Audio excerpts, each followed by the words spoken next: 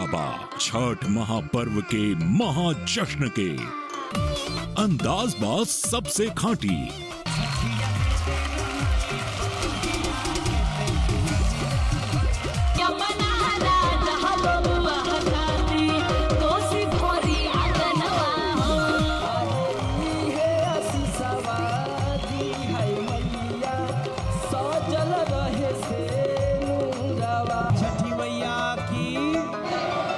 महानायक मनोज तिवारी के देसी अंदाज लगाई चार चांद।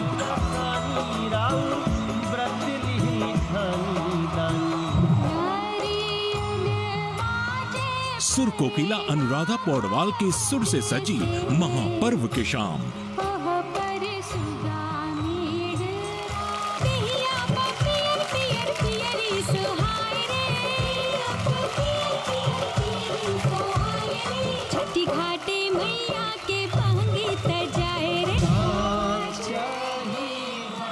जुटल बा सितारा संगे सारा भोजपुरिया जहान। आज टेलीविजन पर पहला बार खेसारी लाल यादव छठ मनाइए। देश को अच्छा लगता है कि कोई लिट्टी बेचने वाले व्यक्ति के संघर्ष में उसको सुपरस्टार खेसारी लाल यादव बनाते हैं। और अभी भी हम देखा था नहीं कि जिंगा खेसारी के बाबूजी बैठल बाड़े। और बाबू हमार बड़ा सराहना कल यहाँ की एगो लिट्टी चोखा बेचे वाला के लइका और वो लोग के आशीर्वाद ऐसा भइल कि कहाँ से कहाँ गई। तो दिल्ली में तो हम बेचल ही वाली लिट्टी चोखा आ केहू पंच के देले नहीं की धोखा।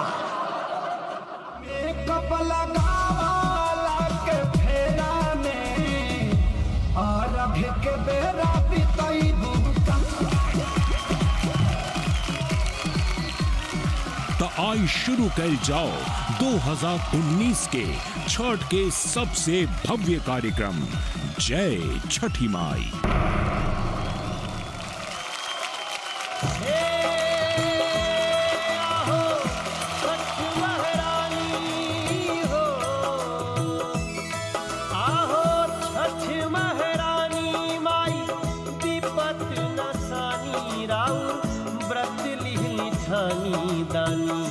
बार करिहा हो बार करिहा हे दानी, बार करिहा हो बार करिहा।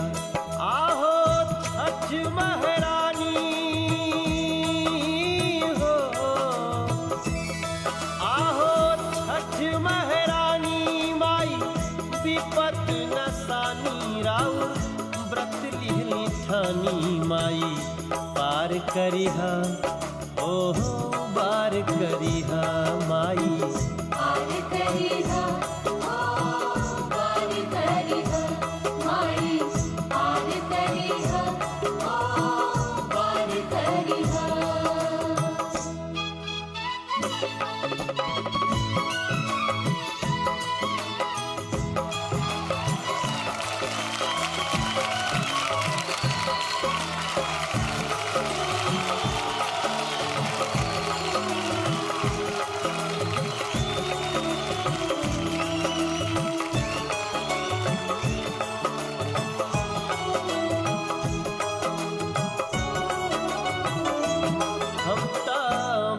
के नियम भी नहीं जानी ले हो रौरा, बहुते दयालु हई मानी ले हो रौरा, बहुते दयालु हई मानी ले हो।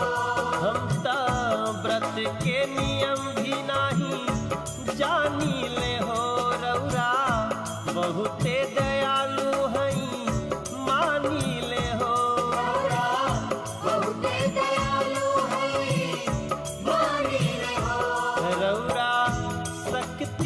बेग पहचानी ले हो, सुपवा भर के खाड़बानी हो, सुपवा भर के खाड़बानी चाही कृपा के निशानी रौरा कुलिए जाना तानी दानी। बार करिहा हो बार करिहा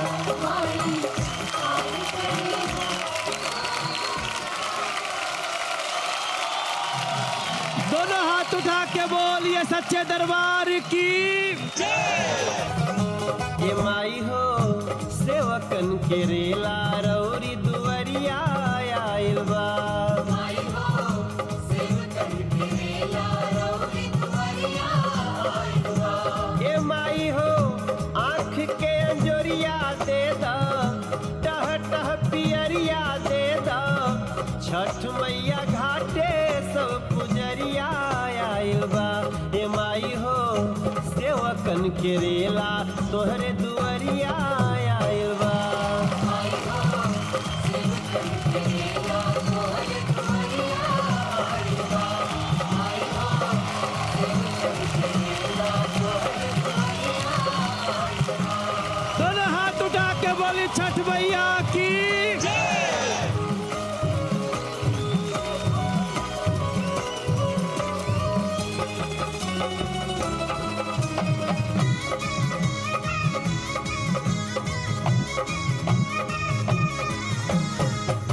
परब तोहार मैया बहुत निराला, 2 दिन के निर्जला व्रत नाही बुझाला। परब तोहार मैया बहुत निराला, 2 दिन के निर्जला व्रत नाही बुझाला। माई हो झिलमिल चंदनिया दे दा, खुश जिंदगनिया दे दा, असरा में एही सब नगरिया आइल बा। हे माई हो सेवकन के रेला तोहरे दुवरिया आइल बा। हे माई हो सेवकन के रेला तोहरे दुवरिया आइल बा।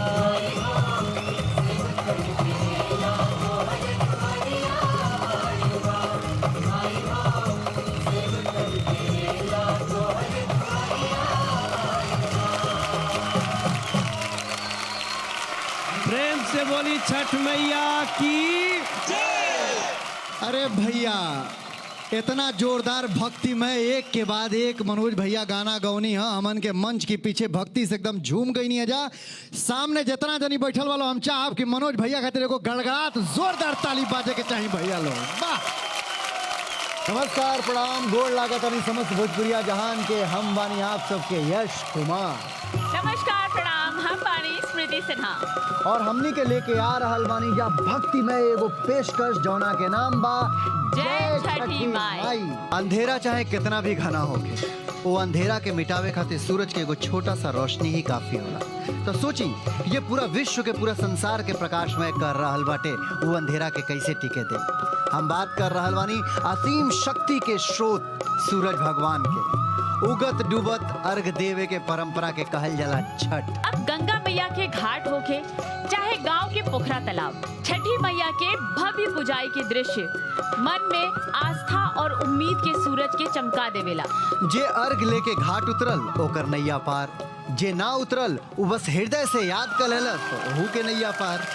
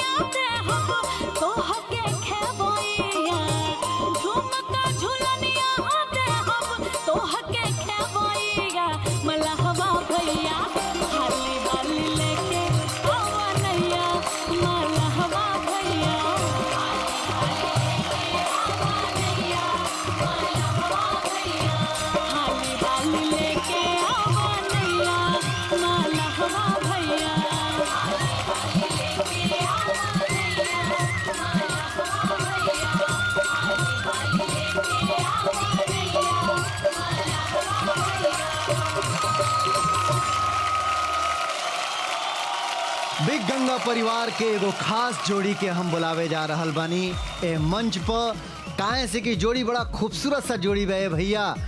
ओ खूबसूरत सी जोड़ी में जो मेल बाने उनकी आवाज से तरहुआ सबे खूब अच्छी तरीके से परिचित होकर हम बात कर रहल बानी खेसारी लाल यादव के, और उनके साथ में केहू और के ना बल्कि साथ में खड़ी हमारी एक खास दोस्त यानी कि स्मृति सिन्हा से हमने हो रहा करब कि खेसारी लाल यादव के संगे रहुआ आई एगो जोरदार भक्तिमय पेशकश हमन के दर्शन के सामने पेश करें। जय छठी मैया। जय छठी मैया।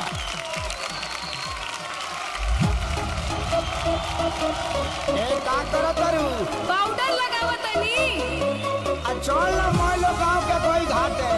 तो यही ना चली का? लगा दो लगा। चल ना चुप रहो। अरे छठी माई के बारात था। स्टेशन में खा जाके। हमरो पता बा, अब बस करी आवत नहीं।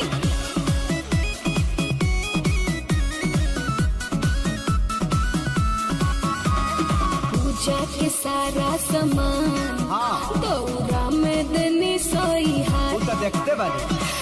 मिनट रुकिए राजा, अब तानी होके तैयार। पूजा के सारा सामान दौरा में देनी सही हार। चला बहू। मिनट रुकिए राजा, अब तानी होके तैयार। भारी लगता सबके हुआ जाई घरे तो तू घाट जाई बुका। सबके हुआ जाई घरे तो तू घाट जाई बुका। मेकअप लगावला के फेरा में और अभी के बेरा बिताई बुका। मेकअप लगावला के फेरा में और अभी के बेरा बिताई बुका।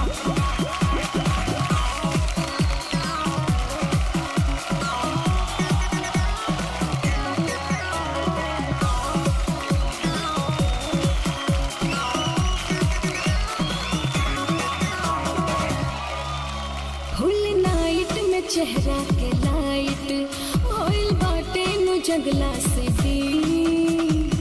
काहे बनी अगुताइल इसैया लगावे दी तनिका के रेम रेम रेम रेम। भूखल बारू के बरतिया के धानी बदन तू बापा नया गतिया ए धानी। सब कुछ जाना तानी हम हमरा के सिखैबू का। सब कुछ जाना तानी हम हमरा के सिखैबू का। मेकअप लगावला के फेरा में और भाके बेरा बितई बुका। मेकअप लगावला के फेरा में और भाके बेरा बितई बुका। मैंने सब सामान सरिया का मोड़िए बला दे के चल। जोरदार परफॉर्मेंस रहा भैया खेसारी लाल यादव और स्मृति सिन्हा जी के। आदिल हमन के लोकगीत पर ही इतना बढ़िया ठुमका लागत देख रही है, लेकिन रहुआ सब तो भक्तिमय कार्यक्रम में भी भक्तिमय गाना पर हिला देनी। सब छठी माई की कृपा बा।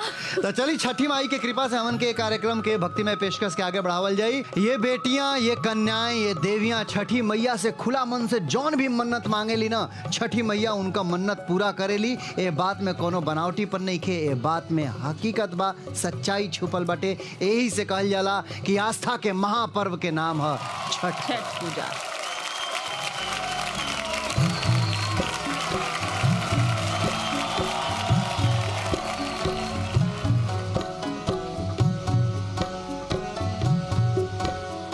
आ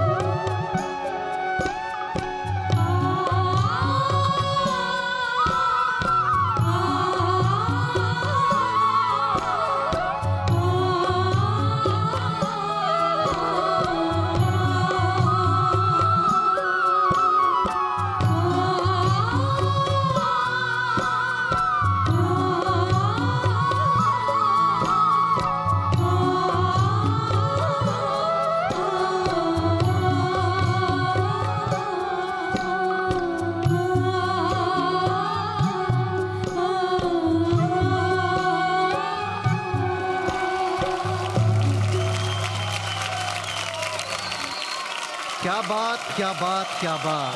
हम समस्त भोजपुरिया जहान के बतावल चाहतानी कि छठ से संबंधित सब आदमी की लगे कहीं ना कहीं कोनो न कोनो याद होला। गांव होके चाहे शहर होके, ये सबसे महापर्व खास पर्व है।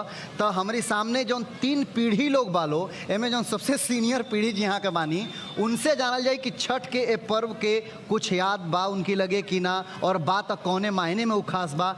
अनुराधा जी, छठ महापर्व है, क्या यादें हैं इससे जुड़ी, कुछ आप ज़रूर बताएं। सबसे पहले तो मैं आप सबको बहुत बहुत बधाई देती हूँ। ये बहुत ही बड़ा और पावन पर्व है छठ का। मेरी यादें बहुत ही मीठी और सुरीली गीतों से जुड़ी हुई हैं, और जब भी मैं बिहार में ट्रैवल करती हूँ और मेरे गाए हुए गीत सुनती हूँ तो मुझे बेहद खुशी होती है कि इस पावन पर्व के साथ मेरी आवाज़ जुड़ गई है। जी। हर साल जब भी हम बिहार यूपी वाले जब भी हम छठ मनाते हैं तो आपको भी साथ साथ याद करते हैं। जी, मैं जानती हूँ। और आपका नाम एक ऐसा नाम है, मैं ये कहना चाहूँगा कि सिर्फ छठ ही नहीं, मुझे लगता है कि उत्तर भारत ही नहीं, पूरे विश्व में जहाँ पे भी हिंदुस्तानी लोग फैले हुए हैं, मुझे लगता है उसमें 80% हिंदुस्तानियों के दिन की शुरुआत अनुराधा जी के भजन को सुन करके होती है। तो आपको बारंबार प्रणाम है अनुराधा बहुत बहुत जी। धन्यवाद। अब बात करेंगे हम तृप्ति जी की। जी, रहुआ तो मने ठेठ मने हमरा के लागला कि आपकी आवाज़ में एकदम छठ के मिठास घोर घोर के भरल बा। कुछ याद शेयर करी, कुछ याद हमनों के संगे आप साझा करें। जब छठ का पर्व आता है, चारों तरफ छठ गीत गूंजने लगते हैं और इतना सुंदर, इतना भक्तिमय वातावरण होता है, सच में एकदम मन प्रफुल्लित हो जाता है। और छठी मैया की कृपा सभी भक्तों पर सदैव बनी रहे, ऐसी कामना छठी माँ से मैं करती हूँ। क्या बात है। अब बात कही जाए आज की पीढ़ी का। आज की पीढ़ी में हमन के संग है अनुबाड़ी गोपालगंज के रहे वाला ही ठेठ भोजपुरिया, जहाँ छठ के बहुत बड़ा चलन है भैया। तो तोहरा लगे बहुत ढेर सारा याद होई, कुछ वही में से एगो बहुत जन यादगार याद होके तनी हमन के संगे शेयर करो। बहुत सारी यादें हैं। छठ लोक आस्था और विश्वास का महापर्व है। मैं इस दिन अपने माँ को बहुत याद करती हूँ, इसलिए क्योंकि मैं अक्सर छठ में कहीं ना कहीं कार्यक्रम में बिज़ी रहती हूँ, तो छठ मैं माँ के साथ नहीं बिता पाती हूँ। लेकिन जब भी मुझे मौका मिलता है अगर छठ में रहने का, तो मैं माँ के साथ ठेकुआ, पूड़ी, खजूर ज़रूर बनाती हूँ। चलो, ऐसे को बढ़िया ही लागल कि आजकल के जमाना कई लड़की हो के गानों गावेली या मौका मिले तो पुआ ठेकुआ भी बनावेली। 3 गो पीढ़ी खातिर एगो जोरदार ताली होके चाहिए भैया। धन्यवाद, आप लोग यहाँ पे आए। फिर से हम लोग आपको बुलाएंगे, कष्ट देते रहेंगे क्योंकि ये महापर्व का ये त्योहार चल रहा है। बिग गंगा परिवार की तरफ से छठी मैया के सुमिरन जारी रही। वैसे छठी माई खाली लइकने खातिर स्पेशल फीलिंग ना रखेली, उ लइकनों खातिर फीलिंग रखेली। यही से ना लइकिन का जे बांझिन रहेला ओकर गोद छठी मैया ऐसे भरेली ताकि बेटा देके उनको कलंक हटा सकें, उनके ऊपर लागल दाग हटा सकें। तब बेटों के भी उतने प्यार कर ली छठी माई जितना बेटिन से करेली। यह स्पेशल फीलिंग के साक्षी बन के अभी मिले जा रहल बा। स्वागत करी छठी माई के मंच पर समर सिंह जी के। बोली बोली छठी मैया की जय। क्या बात। आई छठी मैया के गुणगान में एगो गीत प्रस्तुत करत है।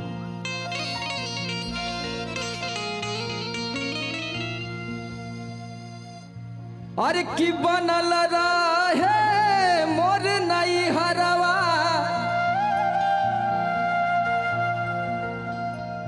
अब बनल रहे ससुरवा।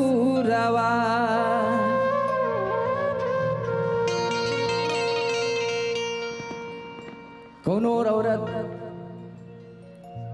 छठ घाट पे जाके छठी मैया से गुहार लगावतिया कि हे माई,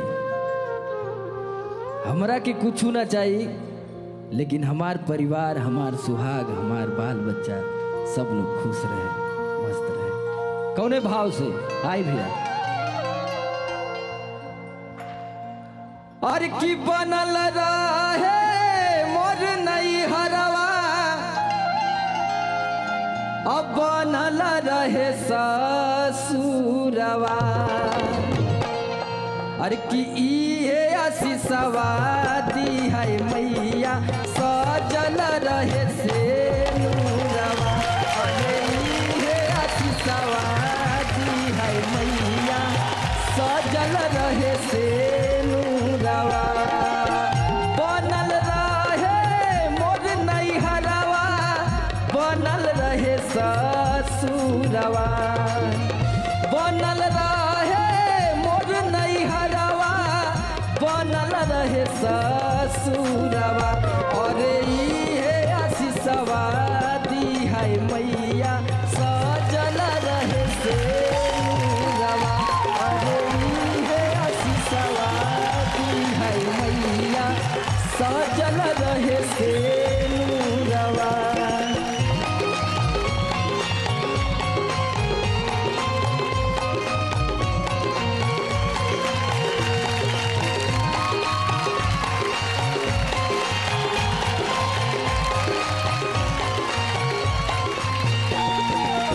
सजना सिपाही मोर बड़े कश्मीर हो हथवा में रउए बा मोर तकदीर हो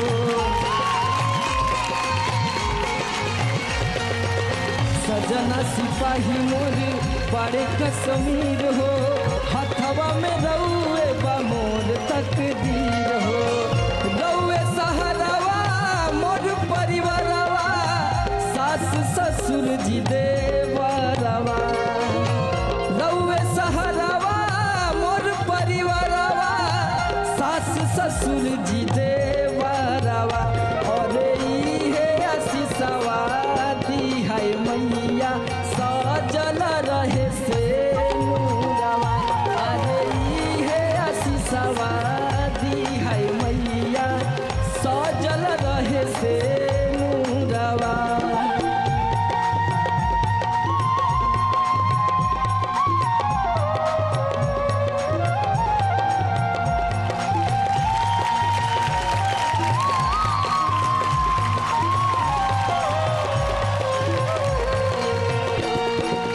खनकत चूड़ी रहे खनकत कंगना रखी है सलामत माई गोदिया में सुगना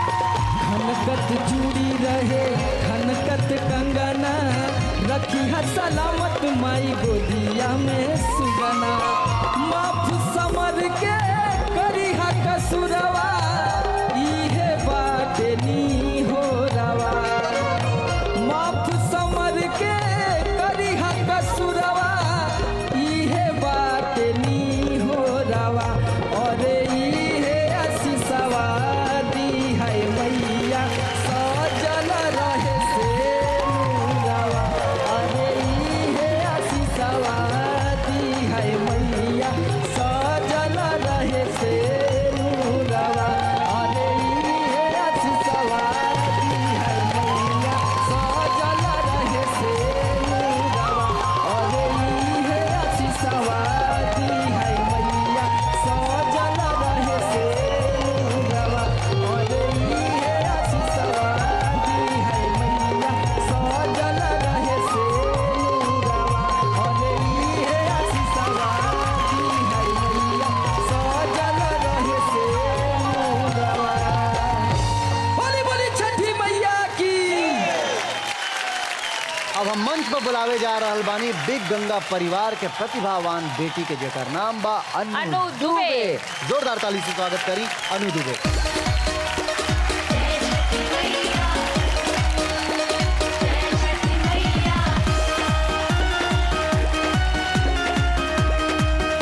बोला बोला छठी मैया की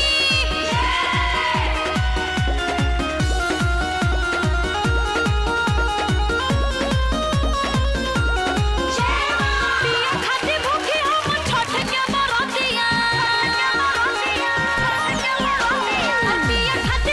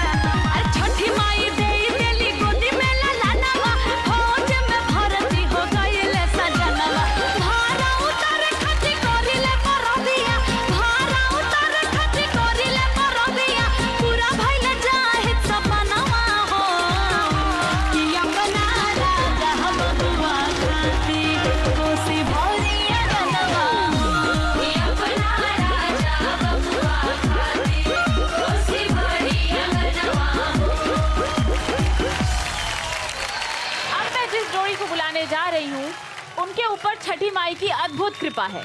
मैं बात कर रही हूँ मेरे को होस्ट यश कुमार जी और उनका साथ देंगी श्यामली Srivastava ji. Thank you so much, जोरदार ताली हम आवतन भाई। सजल रहे मोरा मांग के सिनुरवा, अरे बबुआ खेले मोरा कोरावा, तो ऐसन बरवा अरे दिहाए छठी मैया, चमकत रहे सीन हो रावा।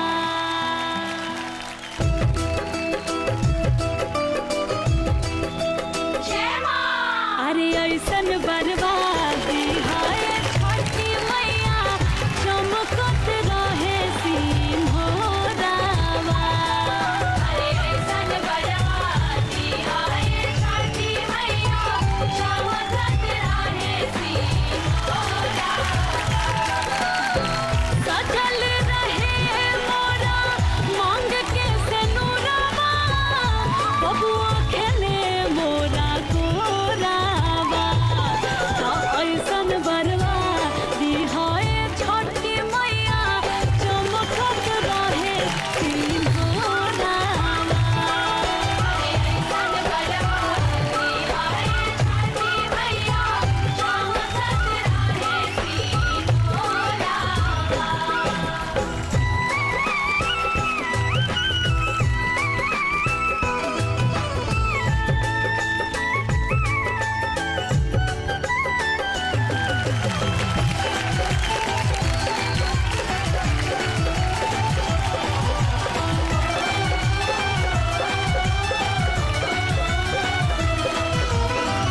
अपना धिया के जैसन ससुर जी मानस हो, अपना धिया के जैसन ससुर जी मानस हो।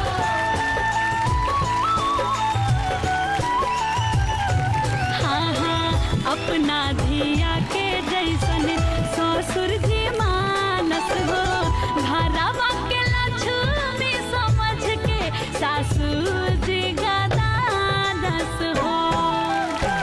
सीता नियन करी हम सब कर सेवा, नाम होखे नई हर ससुरावा, तो ऐसन बरवा दिहाए छठी मैया, चमकत रहे सीन हो रावा। अरे ऐसन बरवा दिहाए छठी मैया, चमकत रहे सीन हो रावा। अरे ऐसन बरवा दिहाए छठी मैया,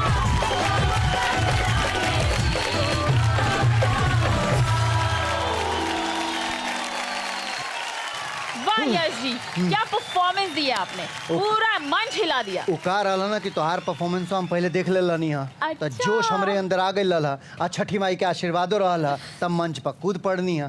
बुझलू? हाँ, चल आगे बढ़ल जाओ और बुला लिया जाए आप सबका वो चहेता स्टार जिसको आप लोग बोलते हैं ठीक है। बात करने जा रहे हैं हम लोग खेसारी लाल यादव और साथ में पूजा गांगुली, एक खूबसूरत सी अदाकारा है। तो खेसारी लाल यादव और पूजा गांगुली का जोरदार तालियों से स्वागत है।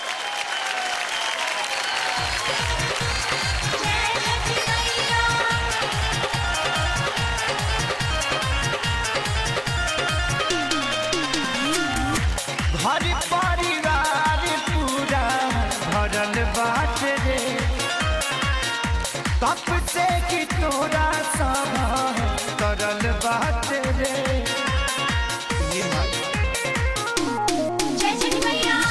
घर परिवार पूरा भरल बात रे, तब से कि तोरा सब करल बात रे। पूजा पाठ व्रत बहुत कइले, छठिया दे देना माई पतोहिया के ते पुरनिया भइले। छठिया दे देना माई पतोहिया के ते पुरनिया भइले।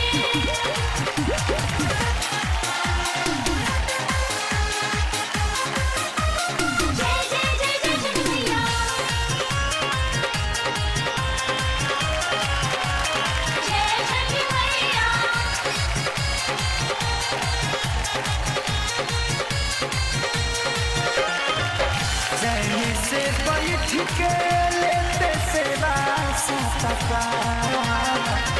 ठीक नहीं तबियत अभी बाहरे से बीमार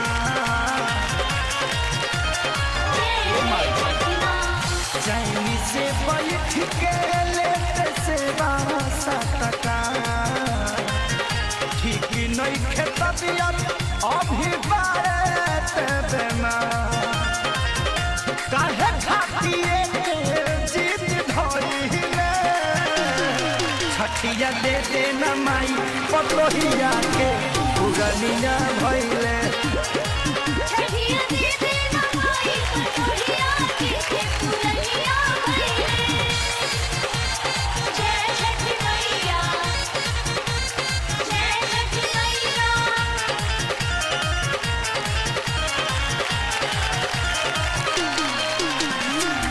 तोरे में बजान बसल छोड़ के न जाई है कुंदन खेसारी लागे ढेर दिन ले जाई है तोरे में बजान बसल छोड़ के न जाई है सोनू खेसारी लागे ढेर दिन ले जाई ना पड़ी जे कनियो गइले छठिया दे दे न माई पतोहिया के उड़निया भइले छठिया दे दे न माई पतोहिया के उगलिया भइले घर परिवार पूरा भरल बाटे रे तब से कि तोरा सभे तरल बाटे रे पूजा पाठ बरती बहुत कइले छठिया दे दे न माई पतोहिया के ते पुरनिया भइले छठिया दे दे न माई पतोहिया के उगलिया भइले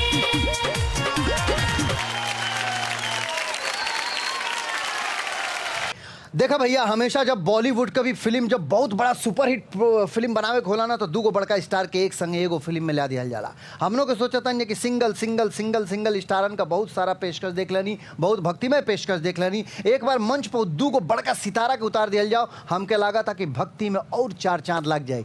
बिल्कुल सही सोचा था। हम बात करता नहीं मनोज तिवारी जी के और खेसारी लाल यादव जी के एक साथ मंच पर बुलावे खातिर। तो जोरदार ताली से स्वागत करें मनोज तिवारी और खेसारी लाल यादव। आओ हो खेसारी, वाह बढ़िया ड्रेस बा। एक बार इनके ड्रेस खातिर ताली बजा दे जा। कुछ गुनगुनाता वो। चलिए हमारा तरफ से और आज हमारे सौभाग्य बा के चैनल के माध्यम से सिनेमा जगत के हमनी के बचन है, भोजपुरी जगत के अगर कोई बचन है तो मनोज भैया हैं, जिनको देखकर हम लोग बड़े भी हुए और इनके आशीर्वाद से आज हीरो बननी जाता। भैया के बहुत बड़ा योगदान बा, न तो यही दिल्ली शहर में लिट्टिए चोखा बेचत रहती है, लेकिन प्यार है भैया के मिलल यहाँ के रास्ता देखो नहीं, इसका बड़प्पन है। और आज हमने के यहाँ तक बानी जा, अगर हीरो के रूप में बानी तक कहीं ना कहीं आज ये भी भोजपुरी में हीरो के रूप में बात तो मनोज भैया के बहुत बड़ा योगदान बा। तो हम चाह के हमारे बड़ भैया खातिर जोरदार एगो ताली बजा दी लो कि कोसी भारे चलाली प्रिया दे 56 लाख के साड़ी भीजे, 56 लाख के साड़ी भीजे। 1 2 3 4 तनी ताली बजा रही लो। 56 लाख के साड़ी भीजे, कोसी घरे चलाली प्रिया देवी 56 लाख के साड़ी भीजे।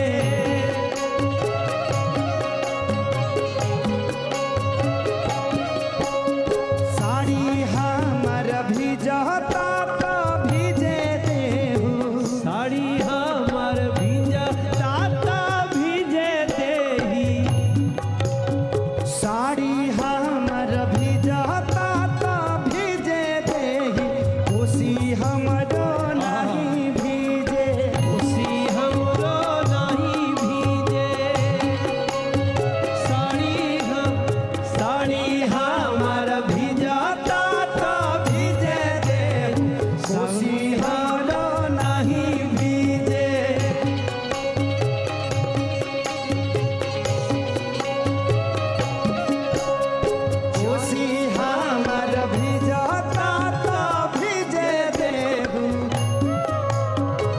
धोती हमर भिजता ता भिजे देहु कोसी हमरो नहीं भीजे। ये गाने का भाव हम लोग समझता, कोसी न भीजे, जो प्रसाद जो सूप बाटे ओकरा के नुकसान न हो पावे। और शायद यही कई भाव में आप लोगन के सुने के मिली, छठ के प्रसाद न भीगे के चाहिए। हो सकेला कि व्रती गिर गई पानी में, लेकिन ओकर प्रसाद ऊपर ऊपर ही, कोसी नहीं भीजी न हो। हाँ, कोसी भार चलली चंदा देही। ये चंदा देखिए, ये हमारा मेहरारू का नाम है। अच्छा अच्छा तो मतलब हमरा देही बोल सकते हैं। हाँ, चंदा देही। हाँ, ओकर नाम नहीं ले हम ना। का है ले वो आपकी बहू है, आपकी बेटी की तरह है, वो आपकी पतोह भी है। फिर से गाओ। कोसी भारे चलली चंदा देही 56 लाख के साड़ी भीजे। साड़ी हमार भिजता ता भिजे देहु कोसी हमर नहीं भीजे। कोसी हमर नहीं भीजे। जननी तनवे लेखे सारी बबुआ। जननी तनवे लेखे सारी बाबू। घुटी भरा धोती भीजे। घुटी भरा धोती भीजे। धोती हमार भिजता ता भीजे देहु कोसी हमर नहीं भीजे। छठी मैया देहु ता आशीष हमके, ये भी गा सकते हैं। छठी मैया देहु हो आशीष हमके। रथ हमर नहीं रुके। हर छठी मैया देहु हो आशीष हमके। रथ हमर नहीं रुके। छठी मैया। अब मैं आपके तोरे गीत के भाव समझ के एगो लाइन और बनावल चाहता। बिल्कुल बना दे। और वो लाइन बन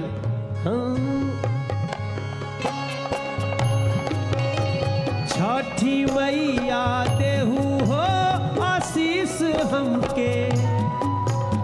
छठी मैया देहु हो आशीष हमके। देश के ना बेगरू के। देश के ना बेगरू के। देखो मैं यहाँ पे अभी कुछ देर पहले खेसारी एक बात बोले कि ये नहीं होता तो हम दिल्ली शहर में लिट्टी बेचते। देश को अच्छा लगता है कि कोई चाय बेचने वाला देश का प्रधानमंत्री बन जाए। देश को अच्छा लगता है कि कोई लिट्टी बेचने वाले व्यक्ति के संघर्ष में उसको सुपरस्टार खेसारी लाल यादव बना दे। और अभी भी हम देखा था नहीं कि जिंगा खेसारी के बाबूजी बैठे हुआ रहे, माता जी बैठे हुए बाबूजी। एक बार उनको बुलाए नहीं यहाँ पे। हाँ, जननी तनवेले मांगरू पापा। धोती भरा धोती भीजे। धोती भीजे। मैं आज आपके पिताजी से तीसरी बार मिला और मैं कभी हम लोग दिल्ली के गली में घूमत घूमत वहाँ से भेंट भइल रहे। एक तो उनकर नाक मुंह सब बचपन में वहाँ के ही ऐसी रंग माँ।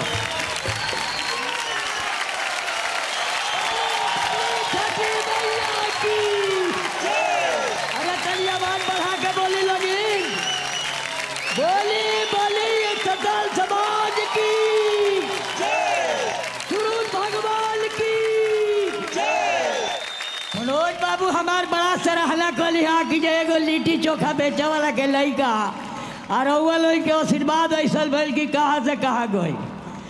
तो दिल्ली में तो हम बेचल ही वाली लिट्टी चोखा आ केहू पंच के देले नहीं कि धोखा। हमहू बेचली दिल्ली में चला लइका के अनुमान आया लइका के माई खोली लइकवे के बहाना। लइका हो बाप बतारी के बात जलबे ना करी बिना 1 रुपया के खैले ई मनबे ना करी। 1 रुपया का की दे बोलो ए बाबू ए भाई तो लइका हम मान जाई हाथ फै बोलो तो गोदिए में तो लइका खाती फूल के चढ़ावे ला लो झोरा आ कहियो ले कल का देवी भर देबू कोरा। ऊंच देख बूढ़ी पटके ला लो ऊंच देख बूढ़ी पटके ला लो आ नाव सुन के झटके ला लो आ फूल के डाली लगा का तो लटके ला लो कहे ला लो ये माई खबरिया हमार ली ना दे हो बबुआ बबुनियो तले दी। कमा काली माई कहली कलका माई दिल्ली में हमार बड़ी मशहूर बड़ी उकरा आके जब हम गईली पूजे खाती तो हमार बाबू अपने माई के कोख में रहल है। तब माई से कहली कि हे माई हमारा ला बेटी भइल ना बहिन तो ये हमारा बाबू के यदि बेटी बना के भेजे तो हम रउआ के 21 रुपया के हमनी के डाली चाहे सर। तो काली माई तो ऐसे कैली ना श्रद्धा बुद्ध गई दुनू बाबू हमार साड़ी पहरे तो कहले जे हमार बेटी और जब पैंट शर्ट पहरे तो कहले जे बेटा लू हुए। तो चलिए इतने कह के रउआ सबली के नमस्कार कर दिली जितना भोजपुरिया भाई बड़े सब है अपना छठ पर ध्यान करे और छठ माई के पूजा करे और सूरज भगवान जब उगे जाए तो ठेकुआ काटे के तो मिलिए जाए। चलिए यह कह के हम समाप्त कर दिली अपन कहानी।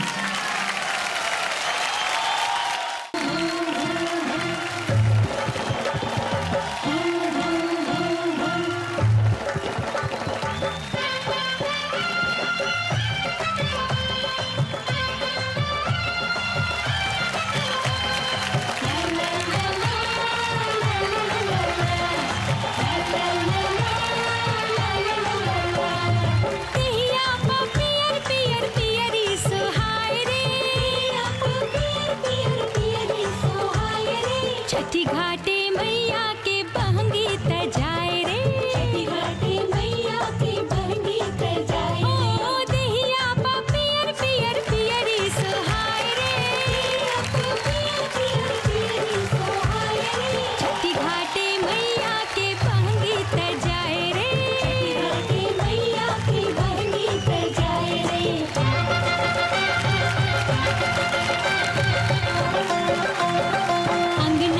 पाइल दुवरा पोताइल अंगना लिपाइल दुवरा पोताइल घरे घरे मैया के कोसी भराए रे घरे घरे मैया के कोसी भराए ओ देहिया पा पियर पियर पियरी सुहाए रे देहिया पा पियर पियर पियरी सुहाए रे छठी घाटे मैया के बहंगी तजाए रे छठी घाटे मैया के बहंगी तजाए रे।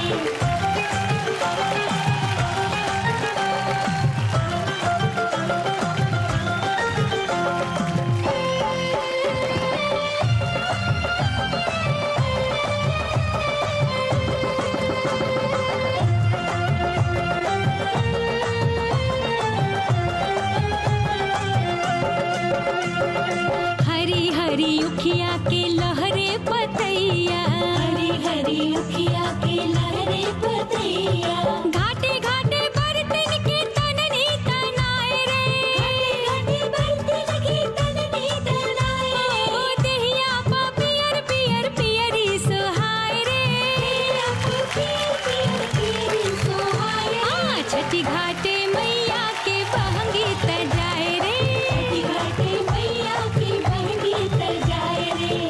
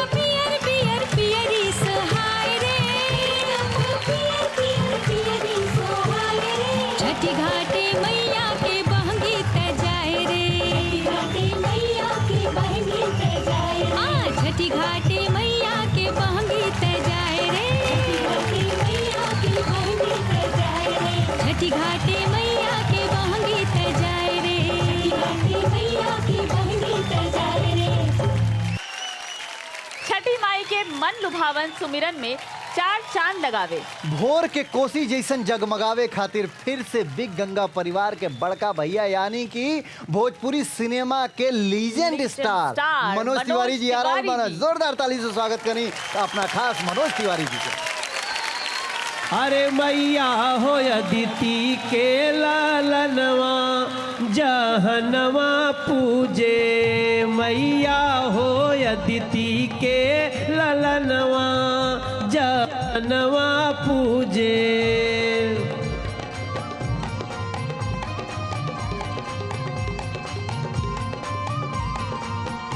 अब हो जहनवा पूजे, अब हो जहनवा पूजे।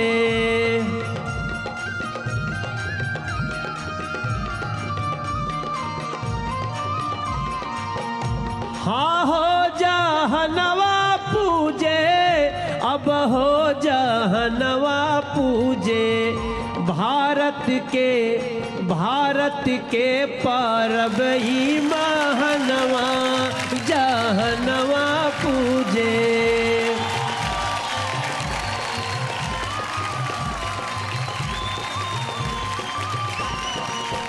लंदन में छठिया भावे, अमेरिका गीतिया गावे।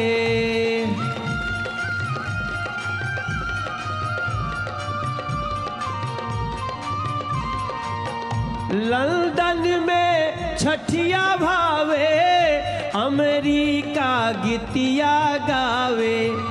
पटना से काशी से पटना से चलल ई अभियानवा जहनवा पूजे।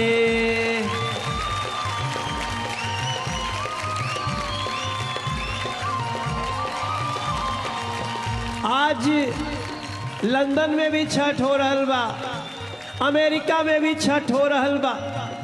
यहाँ तक कि अभी हम गूगल पे देखत रहली, एगो बर्फीला जगह पे जहाँ बर्फ जम गई रहे, एगो बच्चा अपने माई खातिर, ओकर बेटा अपने माई खातिर बर्फ काट के घाट बनावताटे और वो देश के नाम स्विट्जरलैंड बाटे। हरे केहू कुदरिया लेहले, केहू दौरवा धैले। बहुत बढ़िया। केहू कुदरिया लिहले, केहू दौरवा धैले। बड़े बड़े होई गईले बचनवा जहनवा पूजे। बड़े बड़े होई गईले बचनवा जहनवा पूजे। माई हो अदिति के ललनवा जहनवा पूजे।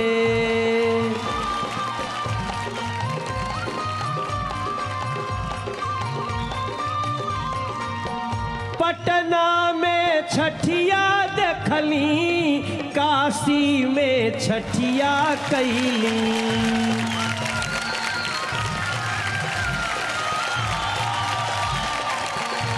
मैंने किया है, ये मेरी लाइन, मैं जरूर गीत बना के गा रहा हूं, लेकिन ये मेरा अनुभव है। अरे पटना में छठिया देखली, काशी में छठिया कैली। बॉम्बे समुंदर तीरे, ये भी लाइन सही है। बॉम्बे में समुंदर तीरे, छठ के दिन गीतिया गौली। छठ के दिन गीतिया गौली। दिल्ली में आप लोग भी हाथ उठाई जा, दिल्ली तो हो रहा हुआ ना। दिल्ली में सूर्य के बरदनवा जहनवा पूजे। दिल्ली में सूरज के अरमनवा हो जहनवा पूजे। यमुना के तीरे छठिया गंगा के तीरे गितिया। मेरी एक एक लाइन को ध्यान से सुनना। ये मेरी लाइन हमारा, ये गीत हमारा अनुभव है। केहू के बायसरा लाग, केहू के बायसिया जागल। आओ आओ।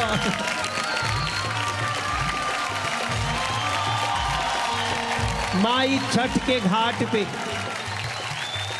छठ मैया के घाट पे दो तरह के भाव, या तो कोई प्रभाव में या तो कोई अभाव। केहू के बायसरा लाग, केहू के बा भगिया जागल। केहू के बा भगिया जाग। हरे अपने अपने अपने अपने सैया के समनवा जहनवा पूजे। माई हो अदिति के ललनवा हो जहनवा पूजे। मैया हो अदिति के ललनवा हो जहनवा पूजे।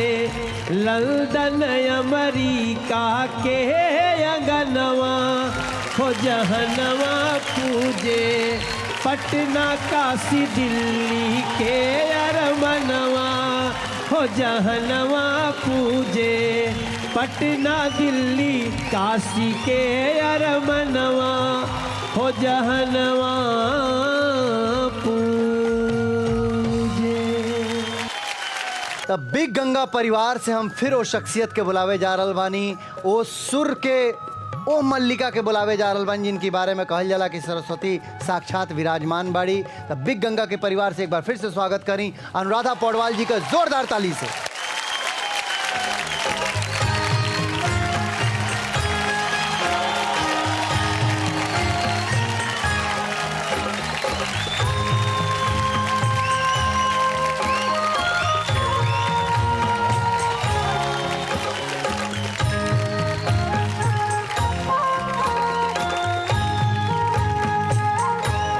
नारियल वाजे परे राघवन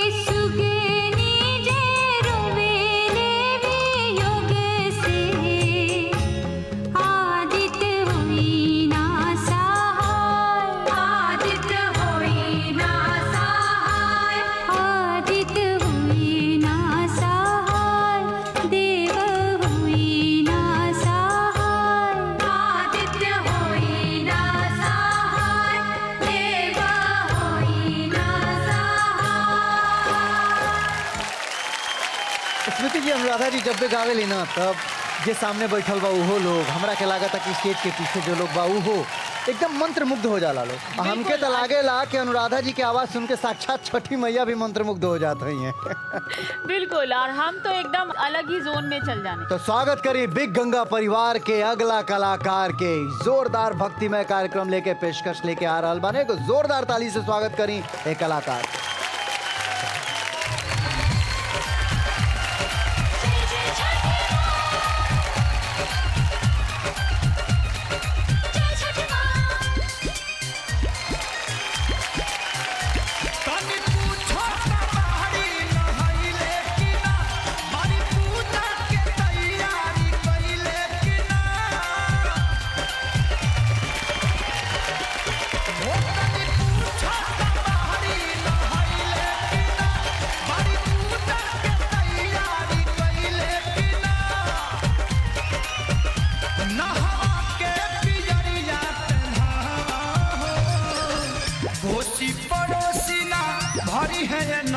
दो आमा से भरा कोई लड़के भेसा में छठी माई स्वागत में गीत गावा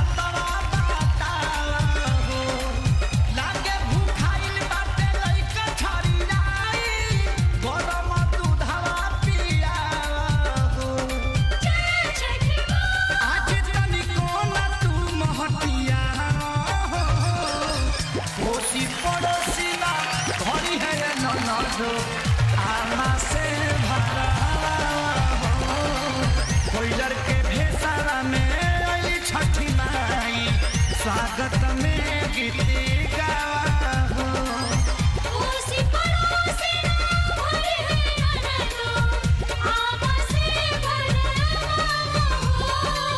कोई लड़के बेसवा में छठी माई स्वागत में गीत गावा जय जय छठी माई जय छठी माई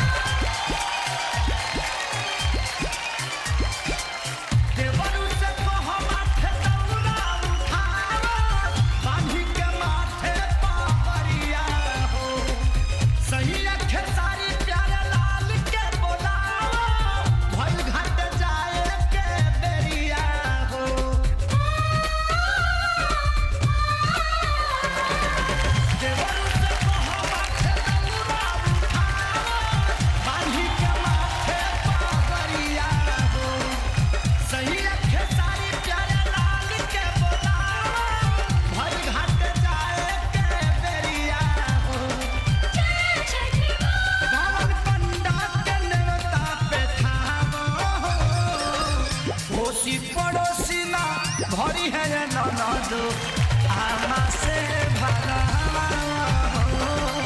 कोई लड़के भेसा में छठी माई स्वागत में गीत गावा उसी पड़ोसी ना भरी है ननद आमा से भरा।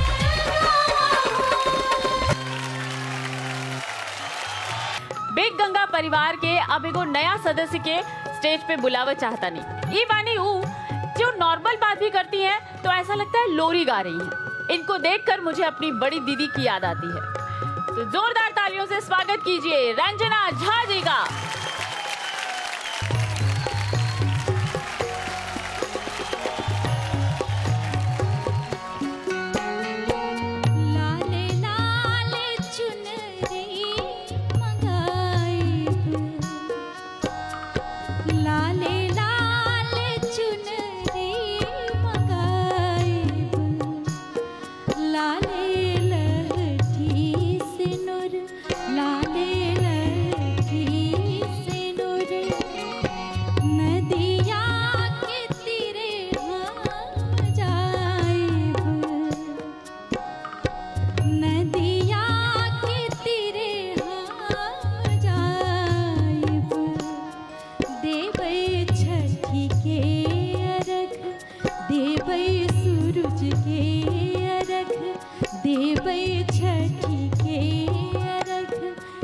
देवै सूरज के अर्घ।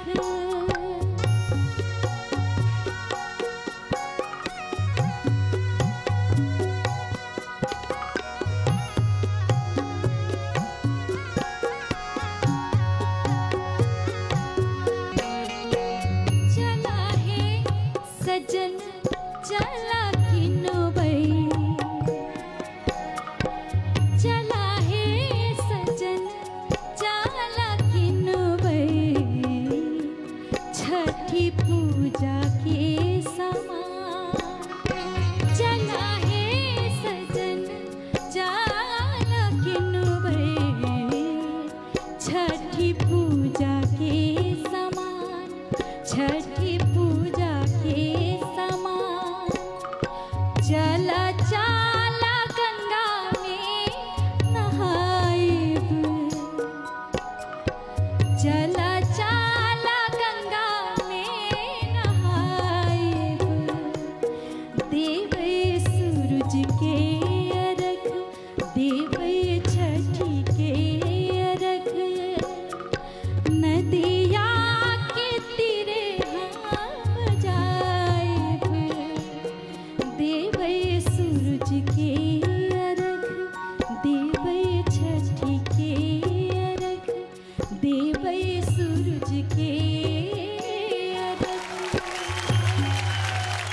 तो उम्मीद करता नहीं कि रंजना झा जी की जोरदार परफॉर्मेंस रउआ सबके झूमे खातिर मजबूर कर दिले है।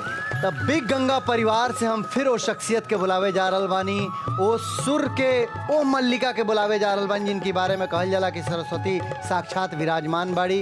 तब बिग गंगा के परिवार से एक बार फिर से स्वागत करी अनुराधा पौडवाल जी का जोरदार ताली से।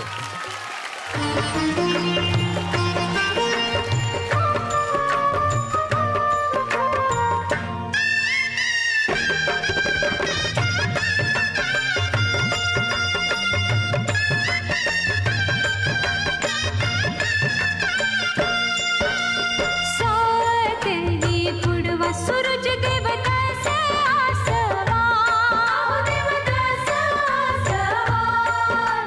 बर की दुआरिया छठी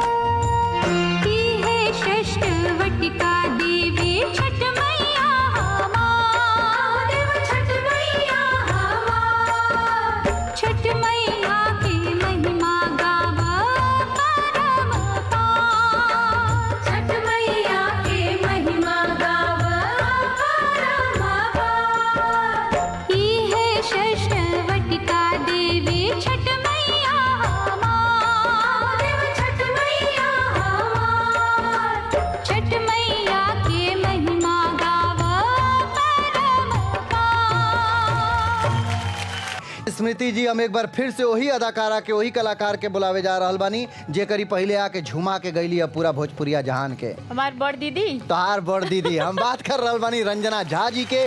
जोरदार ताली से स्वागत करी आप सबकी चहेती अदाकारा, आप सबकी चहेती कलाकार रंजना झा जी।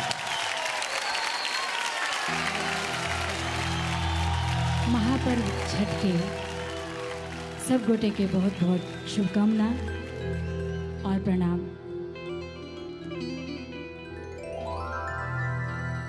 आदित्य हृदयं पुण्यं सर्वशत्रु विनाशनम् जयावहं जपं नित्यम्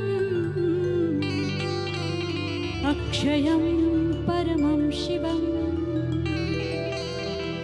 ॐ सूर्याय नमः ॐ उग्राय नमः सारंगाय नमः। सकल जगतारिणी हे छठी माता,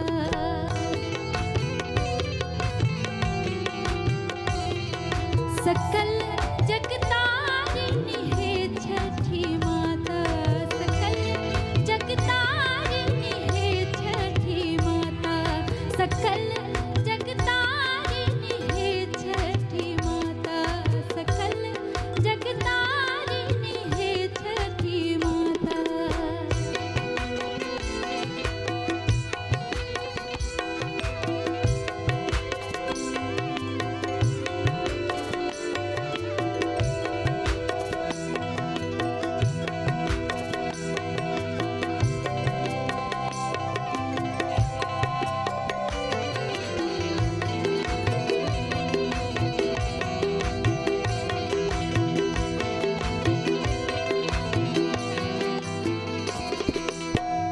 जल थल वायु अग्नि में अहीं छी, जल थल वायु अग्नि में अहीं छी, जल थल वायु अग्नि में अहीं छी।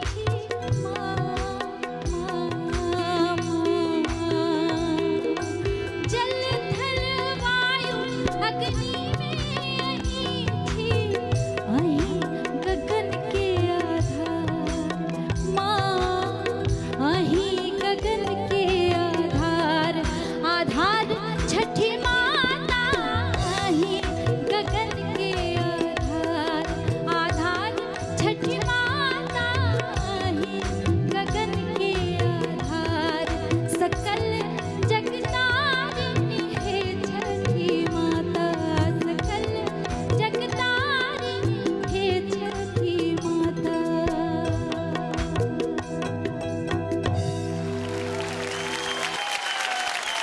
कार्यक्रम के अंत में हम लोग वही पारंपरिक गीत के 4 लाइन सुना के फिर आप लोग से विदा लेवल जाए। कांच ही बांस के बहंगिया, बहंगी लचकती जा, बहंगी लचकती जा। बना होए बाबू मोर कहरिया, डलवा घाटे चहु पा।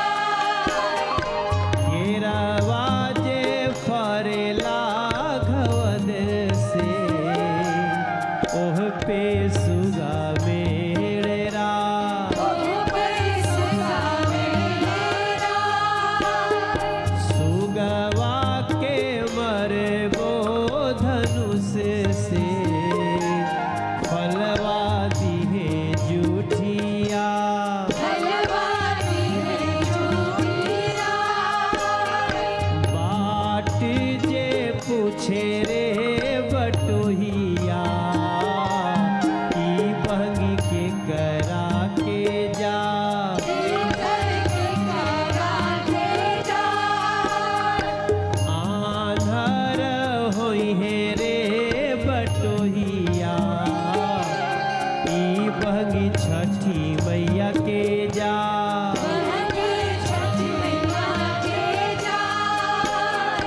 कांच ही बांस के